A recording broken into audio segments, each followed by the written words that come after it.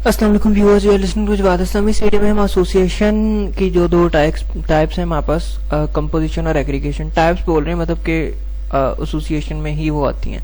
Okay, अब सबसे पहले एसोसिएशन क्या होती है हमारे पास? Association is relationship between two separate classes which establishes through their objects. ठीक है, अब क्लासेस के दरमियान यार रिलेशनशिप हम कैसे करते हैं? एक तो इनहेरिटेंस से होता है। इनहेरिटेंस में तो चलो चाइल्ड क्लासेस बन जाती हैं और जो चाइल्ड है वो अपनी पेरेंट क्लास का सारा डाटा एक्सेस कर सकता है, ठीक है, सिवाय प्राइवेट के। सो एसोसिएशन में क्या होता है कि एसोसिएशन में आप ऑब्जेक्ट्स बना लो, ठीक है, इनहेरिटेंस का यूज ना करो, आप ऑब्जेक्ट्स के जरिए डाटा वगैरह एक्सेस कर सकते हो या लिंक कर लो क्लासेस को, ठीक है। ओके, अब इसकी ज्यादा डिटेल में नहीं जा रहे हम। एसोसिएशन डिफरेंट टाइप्स की हो सकती है, ठीक है, और कंपोजिशन और एग्रीगेशन इसकी दो फॉर्म्स हैं। अब हम उनको देखते हैं और उनको हम पाइथन में इम्प्लीमेंट करेंगे। अब सबसे पहले ये टाइप्स ऑफ एसोसिएशन बोल सकते हो।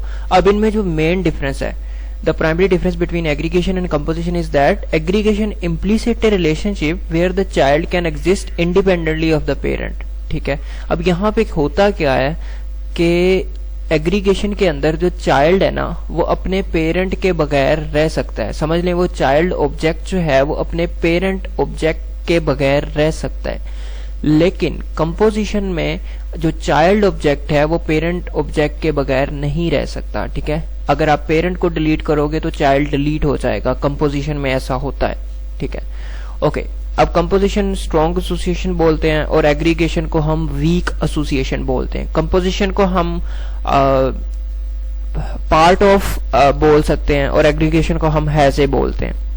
अब इसकी एग्जांपल देखते हैं हम। पाइथन के अंदर मैंने ये कोड लिखा हुआ है पहले से। इसके अंदर एक सैलरी क्लास है, इसका ये कंस्ट्रक्टर है, और एम्प्लॉय क्लास है, उसका ये कंस्ट्रक्टर है। अब देखें, अब यहाँ पे मैंने बनाया ऑब्जेक्ट एम्प्लॉय क्लास का, ठीक है, एम्प्लॉय क्लास का ऑब्जेक्ट बनाया, तो ऑब्वियसली कंस्ट्रक्टर कॉल होता है जब ऑब्जेक्ट बनाते हो आप। सो यहाँ पे दो पैरामीटर्स मैंने पास कर दिए हैं, पे और बोनस, सही है। अब इसके कंस्ट्रक्टर के अंदर एम्प्लॉय, ये एम्प्लॉय क्लास है, एम्प्लॉय क्लास के कंस्ट्रक्टर के अंदर मैंने ऑब्जेक्ट बनाया सैलरी क्लास का। सैलरी क्लास में पे आर्गुमेंट चाहिए ना, तो वो आर्गुमेंट मैंने यहाँ से पास कर दिया था इसे, और वो मैंने यहाँ पे इसके कंस्ट्रक्टर के अंदर बेसिकली मैंने ऑब्जेक्ट बना लिया दूसरी क्लास का जो मेरी सैलरी क्लास है।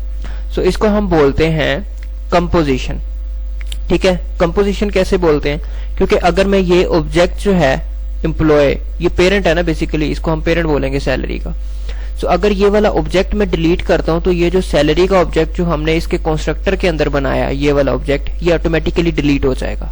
ठीक है, सो इसको हम कंपोजिशन बोलते हैं कि जो चाइल्ड का ऑब्जेक्ट है वो पेरेंट के ऑब्जेक्ट के बगैर नहीं रह सकता। ठीक है, अगर आप पेरेंट को डिलीट करोगे, ये ऑब्जेक्ट जो है एम्प्लॉय का, ये पेरेंट है ना, इसको आप डिलीट करोगे तो ये जो चाइल्ड सैलरी का ऑब्जेक्ट है ये भी डिलीट हो जाएगा। अब मैं दोबारा से बता देता हूँ कि मैंने यहाँ पे ऑब्जेक्ट बनाया एम्प्लॉय का, और इसके एम्प्लॉय के कंस्ट्रक्टर के अंदर हमने ऑब्जेक्ट बनाया किसी दूसरी क्लास का।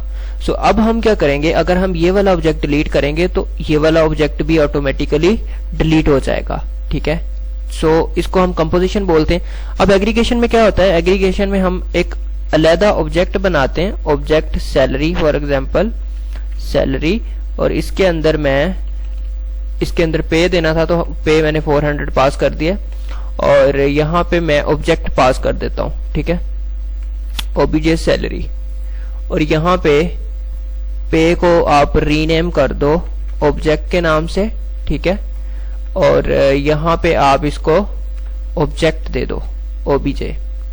सो अब ये जो सीन है इसको हम बोलते हैं एग्रीगेशन। वो कैसे? हमने एक अलग सैलरी का ऑब्जेक्ट बनाया, ठीक है, और एम्प्लॉय के अंदर पास कर दिया।